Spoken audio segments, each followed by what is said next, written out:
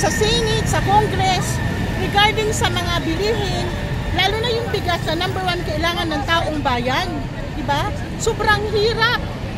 Diba? Ako bilang ina, natutuwa ako sa war on drugs kasi naramdaman ko na may isang pangulo na may dedikasyon labanan ng droga para ang kabataan natin na mas safe, na hindi makagamit ng droga. Diba? Kasi sabi nila kabataan, pag-asa ng bayan. Paano maging pag-asa ng bayan kung lahat bangag, lahat adik? Kasi hindi mapigil yan. Sino bang pwedeng lumaban dyan? Sino yung mga namumuno dyan? Nakaupo sa pwesto, diba? Nagkakapera. Ako bilang ina, ilan ang anak kong lalaki? 3. So, mapipigilan ko ba yan? Lagi ko ba yung nababantayan? Hindi, kasi sa loob mismo ng school may ganun nangyayari. Hindi natin mapigilan. So, nagpapasalamat ako at laking tulong na ginawa ni Presidente sa war on drugs. Ngayon, nanawagan ako sa Congress. Kung totoong may malasakit sila sa mamamayan, una, respetuhin nyo ang suporta o boto ng mamamayan sa war on drugs kasi sobrang laganap na ng droga sa Pilipinas. Kung totoong may malasakit kayo sa bawat biktima ng war on drugs, dapat ang investigation pantay. Sinasabi nyo may pinapatay, ang daming pinipatay, 30,000. Nilagay nyo lahat sa war on drugs. Kasama ba yun ang biktima na pinapatay na mga addict, na mga drug lords? Ang mga pamilya na wala namang ginagawang masama, nagiging biktima sila na mga addict. Yung bata na tandang-tanda ko pa, halos maiyak ako bilang ina, infant, nirit ng tatay. Asan? Kasama ba sila sa investigation nyo? Pinaglalaban nyo rin ba sila? O yung mga biktima lang na mga adik, na mga kriminal na hindi sumusunod sa batas na gumagamit ng droga? Sino ba ang pinagmamalaki natin dito at pinaglalaban, pinagtatanggol? Ganun ba tayo? Congress, ganyan ba? Ito ba yung priority? Ang daming namamatay during Bagyo. Diba? Ang laki ng pondo ng mamamayan. Nakakonsentrate kayo doon kay Sara Duterte, kay President Sara. 125M. Diba? Doon kayo nakakonsentrate. Pero yung flood control na trillion ang budget, asan na? Bakit baha pa rin ang Metro Manila? Saan ang pondo? Kung malinis ang kalooban nyo at totoo kayo naglingkod sa mamamayan, buksan nyo ang kanya-kanyang libro nyo.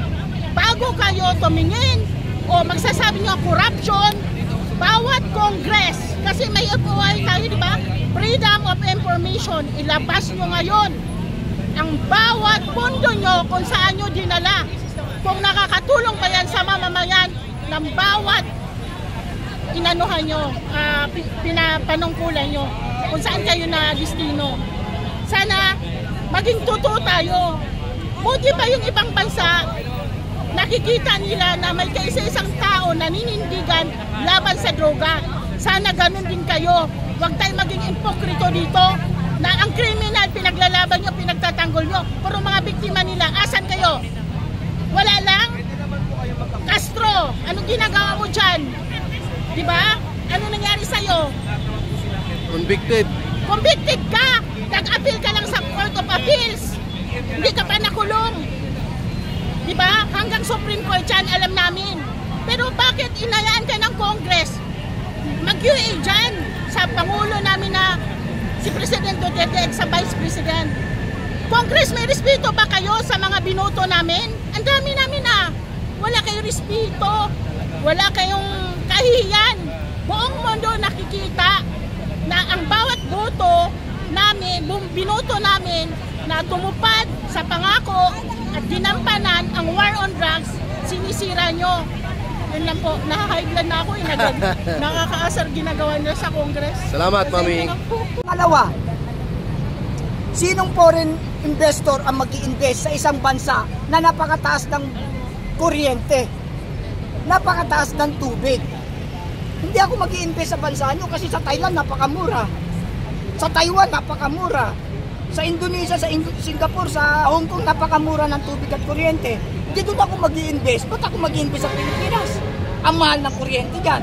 Kapag nag-invest kasi dito, gagana dyan kuryente rin. Gagana rin ang tubig. Di doon pa lang sa kuryente at tubig, palulugi na rin sila. Kunti lang ang kikitain nila. Ba't ako mag-i-invest? Pangalawa, yung nasabi ko, walang peace and order. Matatakot sila. Ba't ako mag-i-invest dyan? Puro patayan. Puro mga masasamang tao na sa katlansangan. Walang kontrol. Kaya, wala. Sir, dati po kayong Marcos loyalist, sir. No? So, ano po yung masasabi niyo po sa sinasabi ng mga dating kasama niyo na Marcos loyalist? Pag nakabalik daw yung mga Marcos, yung mga tubig, kuryente, ibabalik sa government. Magmumura daw yung tubig at kuryente, pero ang nangyayari ngayon, lalo po nagmamahal. Ano po yung masasabi niyo po? Hindi nga naibalik eh. Kaya nga ako umalis sa pagiging Kaya nga ako umalis sa pagiging Marcos loyalist. Dahil yung mga pangako, walang natupad. Number 1 yun eh, walang natupad sa pangako. Kasi yung pangako noon, tunay na pagbabago, sama-sama tayong babangon muli. Nasaan yung sama-sama tayong babangon muli? Sama-sama ba tayo o sila lang? Diba? Kaya pag-iusap ko rin sa mga kasamahan kong dating Marcos loyalist, huwag kayong manatiling blind fanatics. Kasi dapat ang loyalty natin nasa bayan at mamamayan eh. Or nasa politiko na gumaganap para sa bayan at mamamayan. Yung pinapaunlad ng bayan at mamamayan natin. Gumaganap sa kanilang mandato bilang a public servant. Ganun dapat. Yun, pwede yun. Pero kung ganyan, magloloyalista ka pero wala namang ginagawang kabutihan sa bansa at mamamayan mo, ba't ka magpapakaloyalist dyan? Kawawa ang bayan at mamamayan. Ang tanong ko nga bakit ba kayo naging loyalista ng Marcos? Di ba para sa bayan at mamamayan? Dahil ginawa nung tatay, nung senior, yung kabutihan na pagpapaunlad ng bayan, kaya nagkaroon ng Marcos loyalist. Actually, ang Marcos loyalist hindi naman nagmula kay BBM eh. Nagmula yan sa ama, sa nanay, sa mag-asawa na yan, kay First Lady Imelda Marcos. Yan ang mga may Marcos loyalist talaga. Adapted na lang tong kay BBM. Kaya mga new generation yan eh, kami. Diba? Pero ako, namula pa sa tatay, talaga naging loyalista na ako. Kaya, pero itong siya anak, nabigo ako. Nakita ko iba. Ang laki ng pagkakaiba, ang laki ng pagbabago. Nawala yung empathy. Nawala yung para sa bayan at mamamayan. Diba? Sasabihin, walang budget. Bakit nung nag-birthday, kumuha pa ng foreign band? Taga-ibang bansang banda.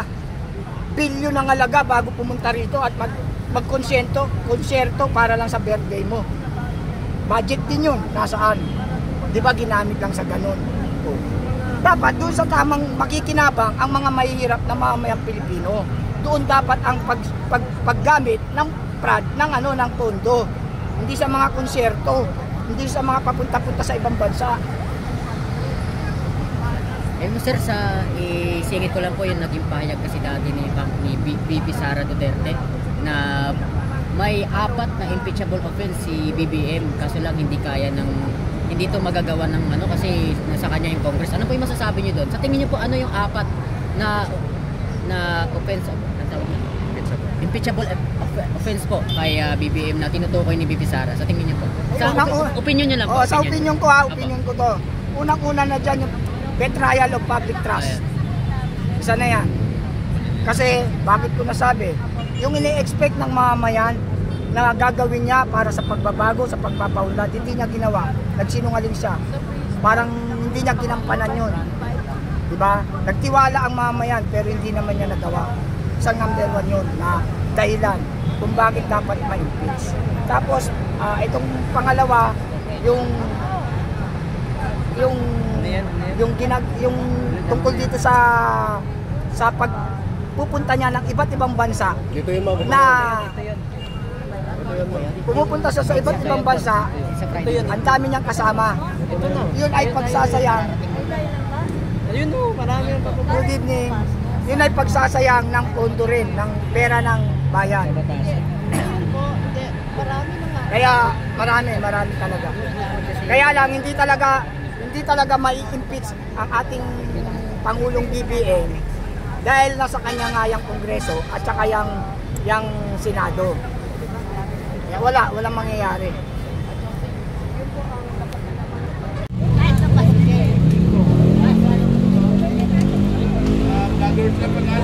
Ma'am, ano po sinabi, ma'am? Ano pong sinabi niya?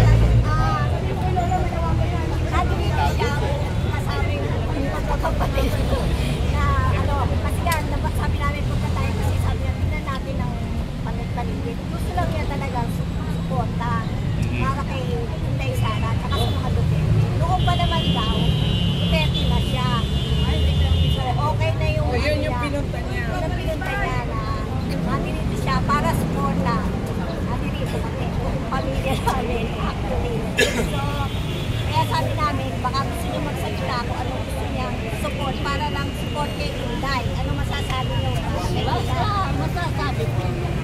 si Sara. Supported niya ako habang buhay ko si Sara. Pero kaya lang maganda. Ma'am, bakit gusto mo si Vice President Inday Sara Duterte? Basta gusto ko yan. Ano po yung katangian ni Vice President Inday Sara na nagustuhan nyo? Hindi siya nakakaasawa. Gusto ko siyang magsalita. Gusto ko mga patanganan niya. Hindi naman. Ayaw ko yung mga lagi ko kinokot lang. No. So, Kahit ano mangyari. sa nangyayari kay Vice President Inday Sara ngayon, ano yung inyong naramdaman?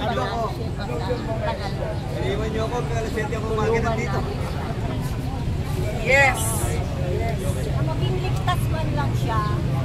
Then, sabi nga namin, dapat alagaan natin kasi hindi natin alam kung ano mangyayari eh. Alam namin kung papamilya natin. Nani, ang damdam namin, nanganganib si Vice President. nanganganib siya. So, lahat ng gusto nila, gusto nilang maalis sa pwesto si Inday. Yun ang alam namin. Nila alisin dahil mag-election. Ewan ko ba, sabi ko nga parang nabudol talaga kami. BBM, hayop siya. Sabi ko nga, dapat talaga, dapat naniniwala na kami talaga ng witness. Wala eh. Hindi lang talaga pag-asa natin. Kawawa. Yun ba talaga yung pinunta dito ni nanay? Oo, kasi nga magkikita kami magkakapatid kasama siya. Bakit ganyan? Ano namin? Kaya ang ano namin, paano kaya tayo makakatulong? Sabi niya nga sa akin, ano gagawin natin? Sabi niya, depende namin itulong.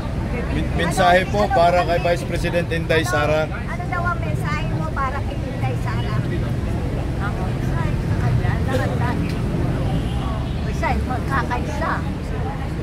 Walang magagawa si Marcos na magkakaisa. Duterte, Sara. Pagka si Sara, mas magalis ng kalimutan ng Duterte.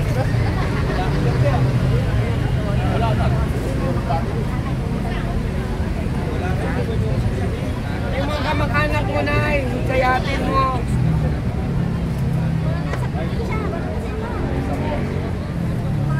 Dapat yung sabihan, mga kamag-anak. Ano po ang inyong panawagan sa lahat ng maraming Pilipino? Marami akong anak, marami akong ako, marami akong malugang, 10 anak ko. So marami kong ako. May ako mga talatang bakal. Mapuntayin nyo na lahat dito. Kaya lang, alam nyo, eto nakikita nyo ako, mahinaan talaga. Marami nang nararamdaman sa akin nagawa. Ano daw ang mensahe nyo kay Sara? Kay Sara, pakatatag siya, lumaban. Laban. Basta yun ang alam ko, laban siya, kung gusto siya ng tao, tutulungan ng tao. Tulungan natin siya. Gusto natin siya. Eh, bakit natin iibuti yung hindi naman magandang malakas sa gobyerno? Tay, maraming salamat po, Nay. Salamat, Nay. Mag-ingat po kayo. Thank you so much po, Tay. Hindi na po natin si Nanay pa